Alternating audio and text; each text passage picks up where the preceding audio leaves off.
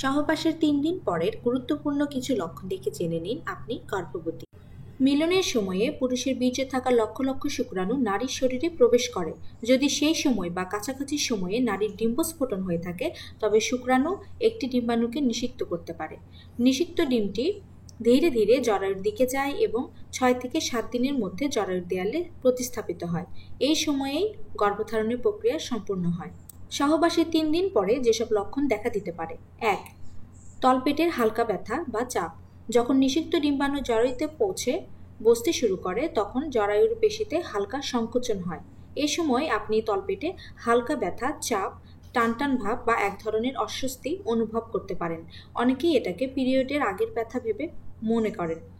সহবাসের ৬ থেকে ১০ দিন পর এ ধরনের অনুভূতি হয়, তবে কখনো কখনো ৩ দিন পর থেকেই হালকা অনুভব হতে পারে। ২. হালকা রক্তপাত বা দাগ পড়া। নিষিক্ত ডিম্বাণু যখন জরায়ুর দেয়ালে বসে, তখন সামান্য রক্তপাত হতে পারে। এটা সাধারণত পিরিয়ডের মতো না। রক্তপাত খুবই হালকা, কখনো বাদামি বা গোলাপি বর্ণের হয়ে থাকে। ১ থেকে ২ দিন পর্যন্ত স্থায়ী হতে পারে। অনেকেই এটাকে ভুল করে মনে করেন পিরিয়ড শুরু হয়েছে। এটা সাধারণত সহবাসের ৬ থেকে ১০ দিন পর দেখা যায়, তবে কারো কারো ক্ষেত্রে আগে বা পরেও হতে পারে। ৩. বুকে ব্যথা বা টান। গর্ভধারণের কারণে শরীরে এস্ট্রোজেন ও প্রজেস্টেরন হরমোন বাড়তে শুরু করে। এর ফলে স্তন ফুলে ওঠে, ব্যথা করতে পারে, নিপল স্পর্শকাতর হয়ে যায়। অনেকটা মাসিকের আগে যেমন স্তনের টানটান লাগে তেমনই অনুভূতি হয়, কিন্তু কিছুটা বেশি। ৪. অত্যধিক ক্লান্তি। প্রজেস্টেরন হরমোন বৃদ্ধি পাওয়ার ফলে শরীর অলস হয়ে যায়। শরীরে শক্তির চাহিদা বেড়ে যায়, কারণ ভ্রূণ তৈরি হচ্ছে। হঠাৎ ঘুম ঘুম ভাব হয়। স্বাভাবিক কাজেও সহজে ক্লান্ত হয়ে পড়ার মতো অবস্থা হয়। ৫. বমি বমি ভাব বা গন্ধে অস্বস্তি। গর্ভধারণের ফলে গন্ধের প্রতি সংবেদনশীলতা বেড়ে যায়। হরমোনের তারতম্যে পেট খারাপ লাগা, খাবারে অরুচি, এমনকি সকালে ঘুম থেকে উঠেই বমি বমি ভাব হতে পারে।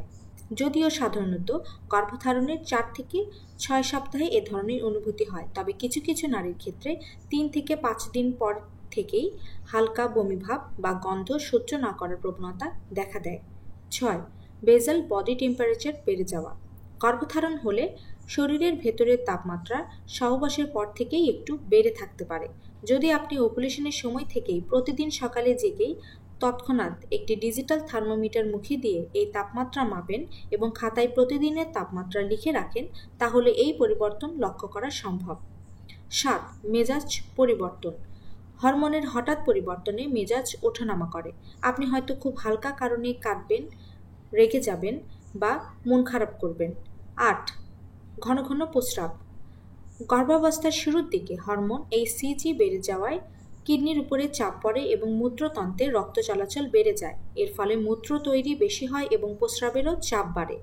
সাধারণত সহবাসের ৩ থেকে ১০ দিনের মধ্যে এই লক্ষণটি দেখা যায়। ৯. মাথা ঘোরা বা দুর্বল লাগা। রক্তচাপ কমে যাওয়া, রক্তে শর্করার পরিমাণ হ্রাস ও রক্ত প্রবাহের পরিবর্তনের ফলে মাথা ঘোরা বা অস্বস্তি হতে পারে। ১০. অদ্ভুত খাদ্য ইচ্ছা বা অরুচি। পছন্দের খাবার হঠাৎ অপছন্দ হয়ে যেতে পারে বা এমন কিছু খেতে ইচ্ছে করবে যা আগে পছন্দই ছিল না। এমন অনেক লক্ষণ সহবাসের ৩ থেকে ১০ দিনের মধ্যে হালকাভাবে দেখা দিতে পারে, তবে সেগুলোর অনেকটাই অন্যান্য কারণেও হতে পারে, যেমন পিরিয়ডের পূর্বাভাস, মানসিক চাপ, হরমোনের স্বাভাবিক ওঠানামা ইত্যাদি। সহবাসের ১০ দিন পর বা পিরিয়ড মিস হলে হোম প্রেগন্যান্সি টেস্ট কিট দিয়ে পরীক্ষা করুন। ফল পজিটিভ হলে চিকিৎসকের কাছে যান পরবর্তী করণীয় জানার জন্য। ধন্যবাদ সবাইকে।